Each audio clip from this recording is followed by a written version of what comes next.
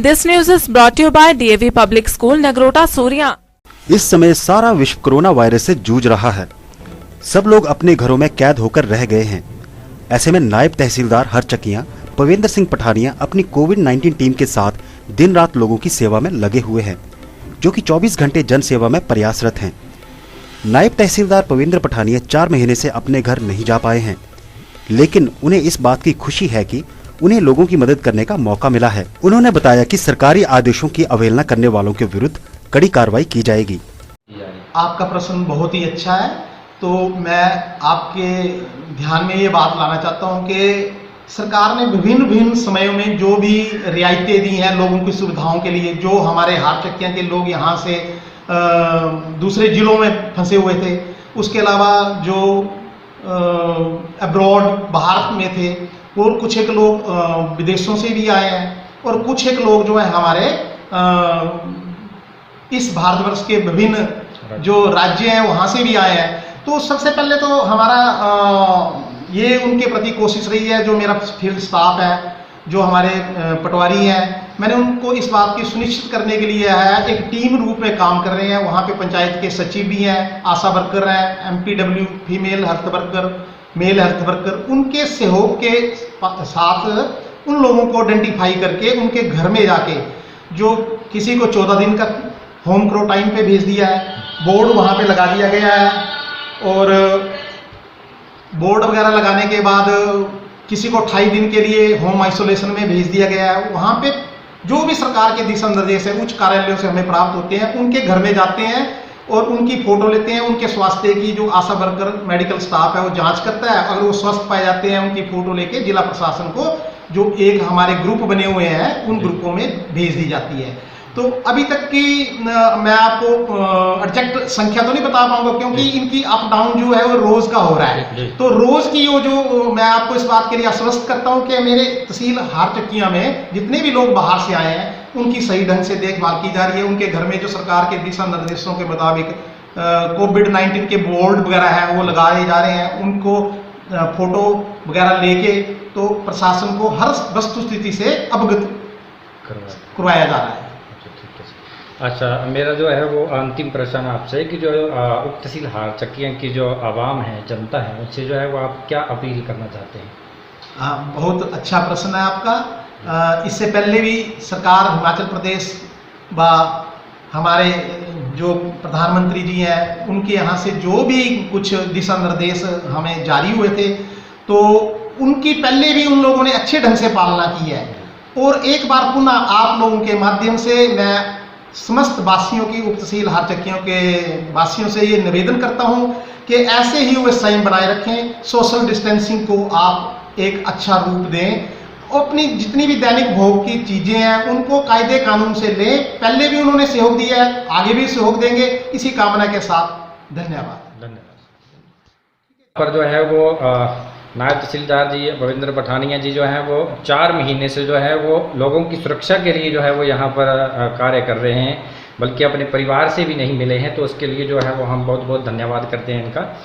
और साथ में हम जानते हैं कि सर आप हमें बताइए कि आपके जो तहसील हारचकियाँ तहसील के अंदर जो है वो लोग जो हैं वो किस तरह से जो है वो लॉकडाउन का पालन कर रहे हैं?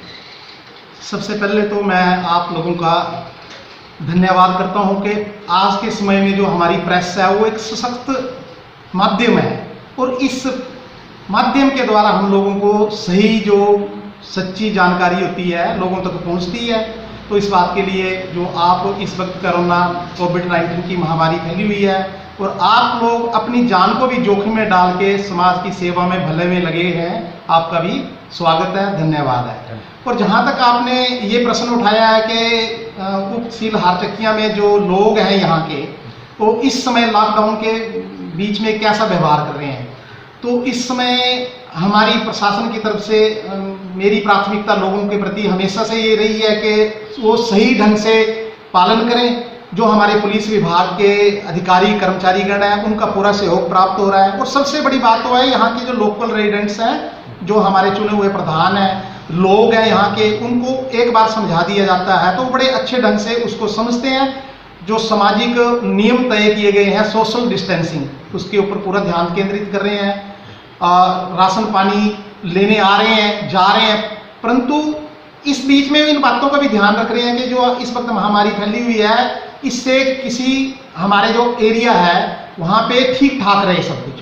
पूर्ण सहयोग प्रशासन को लोगों की तरफ से मिल रहा है और सरकार भी जो दिशा निर्देश जारी करती है वो सब के सब लोग पालन, हम उनको समझाते हैं, बताते हैं, तो उनका अच्छे ढंग से वो पालन कर रहे हैं। जी जी सर मेरा दूसरा प्रश्न आपसे कि जो अभी जो सरकार द्वारा, जो हिमाचल सरकार द्वारा जो कर्फ्यू पास वगैरह या परमिट वगैरह जो है वो किए गए थे इशू, तो उसमें मैं जो है वो तहसील हारचक्कियाँ के अंदर जो है वो कितने लोग जो हैं वो एंटर कर गए हैं और उनको जो है वो क्या क्या दिशा निर्देश, क्या क्या हिदायतें बरतने के लिए जो है वो आपके द्वारा जो है वो दी जा रही है? आपका प्रश्न बहुत ही अच्छा है। तो मैं आपके ध्यान में ये बात लाना चाहता हूँ कि सरकार ने विभिन्न समयों में जो भी रियायतें दी हैं लोगों की सुविधाओं के लिए, जो हमारे हारचक्कियाँ के लोग यहाँ से दूसरे जिलों में फंसे हुए थे, उसके अलावा जो अब्रॉड बाहर में थे, वो कुछ एक लोग विदेशों से भी आए हैं और कुछ एक लोग जो है हमारे DAV public school Nagrota Suriyan जिले के अग्रणी स्कूलों में से एक है। यह विद्यालय शिक्षा के साथ साथ खेल गतिविधियों में भी आगे है। विद्यालय के हर वर्ष के परिणाम सराहनीय हैं और खेल क्षेत्र में भी राष्ट्र विजेता है। विद्यालय की अपनी 8 बसें हैं। स्कूल के सभी शिक्षक मेहनती, निपुण एवं अनुभवी हैं। प्रधानाचार्य श्रीमती एकता अत्री भी विद्यार्थियों का मानसिक, भौतिक एवं शारीरिक विकास करने के लिए अग्रसर है। डीएवी नगरोटा सूरियां एक ऐसा शिक्षण संस्थान है जो कि विद्यार्थियों के लिए मानसिक और शारीरिक योग्यताएं भरने के लिए तत्पर है। स्कूल के सभी अध्यापक लॉकडाउन के समय पर भी पढ़ाई के साथ साथ अन्य गतिविधियों के ऊपर वो बच्चों को शिक्षाएं दे रहे हैं और विद्यार्थियों को ऑनलाइन पढ़ा रहे हैं। 9 बजे से लेकर के 3 बजे तक सभी अध्यापकगण अपनी सेवाएं दे रहे हैं।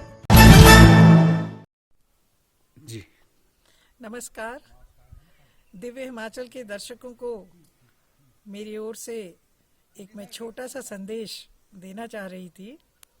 आजकल सब जानते हैं कि पूरे विश्व में कोरोना वायरस का पैंडेमिक जो है वो फैला हुआ है।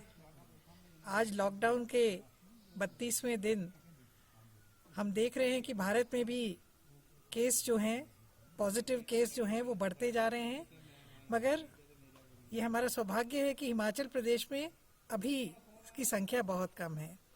मेरा सभी प्रदेशवासियों से निवेदन है कि सरकार द्वारा जो गाइडलाइंस जारी की जाती हैं उसका पालन करें। सोशल डिस्टेंसिंग रखें, मास्क पहने, कहीं पब्लिक प्लेस में जाए, कहीं पब्लिक जगह पे जाए, मास्क ज़रूर पहने। भीड़ जहाँ पे होती है ऐसी जगहों पे जाना अगर आवश्यक ना हो तो अवॉइड करें। समय समय पे अपना हाथ साबुन से ज़रूर धोएं। 20 सेकंड तक आप हाथ धोएंगे वो आपके लिए बहुत लाभदायक रहेगा।